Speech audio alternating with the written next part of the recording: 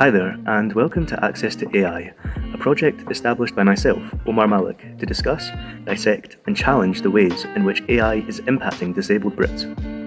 Now today we are joined by Dr. Tim Coughlan, a senior lecturer in educational technology at the Open University. Tim is here to talk about the incredible inclusive chatbot known as Taylor, which he was key in developing. Welcome, Tim, and thanks for allowing us to get a nosy at your great work. To start off, some of our viewers may not be too aware of how the Open University presents opportunities for disabled students. Could you tell us more about the role of the uni in all of this? The OU serves so many disabled students, and it's kind of a route for people, particularly those who feel less comfortable, studying in a campus environment, or find that difficult because of barriers in the physical environment or mental health issues. To the mission of the university is to be open to everyone, to be open to all, and so that kind of leads you to saying, well, how do we make this work for anybody? The aim was with most of this work was to try and say, well, okay, if you've got some needs or you're facing some barriers, then how do we do the best we can to support you? So it's kind of more about the process, regardless of the disability. Post-pandemic, there has been a significant shift from predominantly on-campus learning to a preference of remote working or hybrid models. How has the Open University dealt with such change? Students now expect a bit more of a sort of flexible or hybrid model. So obviously some students will still want to be in the campus and go to the lectures, and that's all great. People should have the model that suits them. One of the things we're studying online, is obviously you don't really see the person, so you do have to be more proactive sometimes about trying to make sure they're doing okay and they're getting they're not facing barriers to study. So perhaps predicting the imminent boom, a Wired article from back in 2019 stated that the true impact of AI is that of freeing us from the tyranny of repetitive tasks. Does this autonomy from mundane tasks explain how and why exactly the Taylor chatbot emerged? The starting point was students would normally have to fill in a form. So if you'd start by ticking a box or telling somebody that you had a disability, and then they'd be asked to do this form, and then after that they could have a conversation with an advisor, with a real person. And one of the ways in which these tools can be better than a form is really kind of helping students learn or ask questions, or to get more information in a way that's not overwhelming. So that's been a key focus for us, is to say, okay, well, we want some information from you, so we're going to ask you some questions. But on the other hand, you should be asking questions of Taylor or any advisor.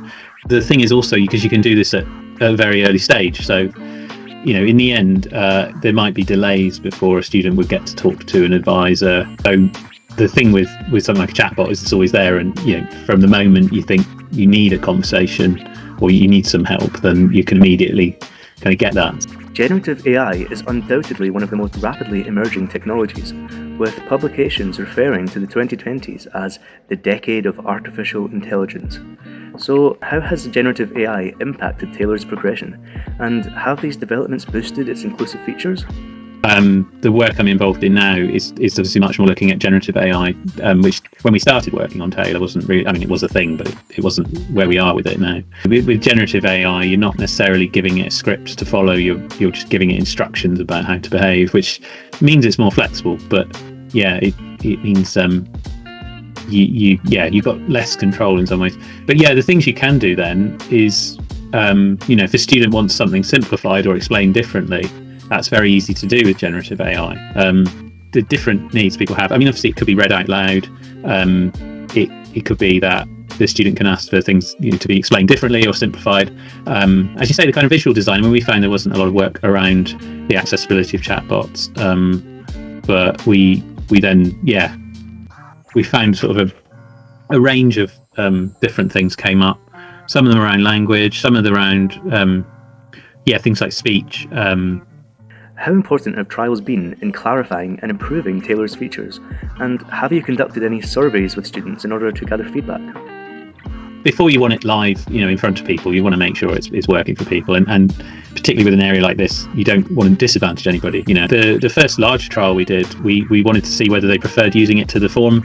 So as I said, there was a form that people filled in, and they did. In the trial we ran, I think there's sort of 2/3 who said yes, I do prefer it. And then another number who said, well, either's fine. And then obviously a minority said, well, actually, I like filling in a form. So, it's not 100%. And I think that's absolutely fine. Because again, we're not planning to take the form away. We would provide this as an alternative. But yeah, very positive about the idea that it was more conversational. So I think one of the interesting things is people like this conversational approach, but then clearly there's various reasons why I might not actually want to have a conversation with the person all the time. That might be because then you've got to arrange it, and there's it's got to be on a particular time and day. Some people get anxiety and or just don't like talking about disabilities with a person, especially if they don't know them. So there's all those kind of features which people like about a chatbot solution. Maybe you wouldn't ask questions if you feel like, I don't want to look silly. I want to look like I know what I'm doing. And again, with AI, I think once people are familiar with what the situation entails, I think hopefully people can feel like, I'm just going to ask this question. It may seem silly, but it doesn't matter. Or you can go back. The other thing we've seen is people will have the conversation multiple times, which you wouldn't do with a human being necessarily. But you can just talk to it for a few minutes. And then sort of be like, oh, we'll scratch that, let's start again. It is a challenge. There's no point getting away from that, especially to give people the right advice and support in a timely fashion. So yeah, it's not like we've solved it, but it's trying to use new technology to sort of push it in the right direction, where we, like I say, we know that there are students who get delays, or they're getting stressed out about this. And there's also there's if you come to rely on a technology and it's not reliable, this is the concern. Thanks for that, Tim. And with that, Access to AI would also like to thank all of you for watching. Despite the many challenges and oftentimes biases associated with AI, it is certainly encouraging to witness some promising and productive solutions to these dilemmas. To just know that a chatbot has been developed with the intention of boosting inclusivity and removing some of the anxiety over inaccessibility.